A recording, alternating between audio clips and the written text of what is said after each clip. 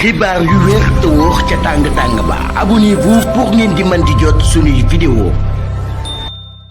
dal leen ak jàmm seen bi di Buzz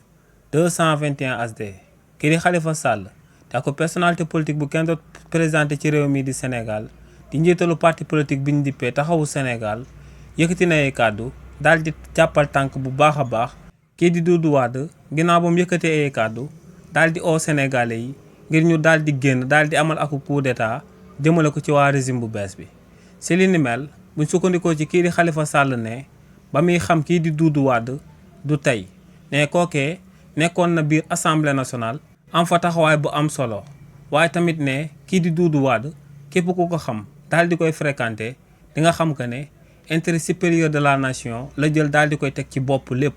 ne kii di Doudou Wade amul ku ko gën a daal di nekk akub homme d'état ci réewu Sénégal. nee na kookee di Doudou Wade ginnaaw ba mu daan oo Sénégalais ngir ñu daal di génn amal coup d'état ne histoire la doon raconté te ne dañ koo mal interprété kàddu yooyee nag kookee di Khalifa Sall daal di yëkkati daal di nay firndeel lu sabab politiciens yu yàgg ya ñu bëri daal di génn si ñoom. ndax lu leer ba am moom mooy que ne nit ku dul juum amul booy ànd ak nit ki ak loo ko xam-xam bu juumee booy génn di ko défendre da ngaa war a daal di reconnaître que ne dafa juum ba noppi. boo amee beneen argument nga daal di ko ciy teg waaye kii di Khalifa Sall génn na daal di défendre kookee di Doudou Wade te ba gannaaw suba reconnaître que ne kookee dafa daal di taxaw au Sénégalais yi ngir ñu daal di amal akub coup d'état jëmale ko ci régime bu bees bi. jëfinu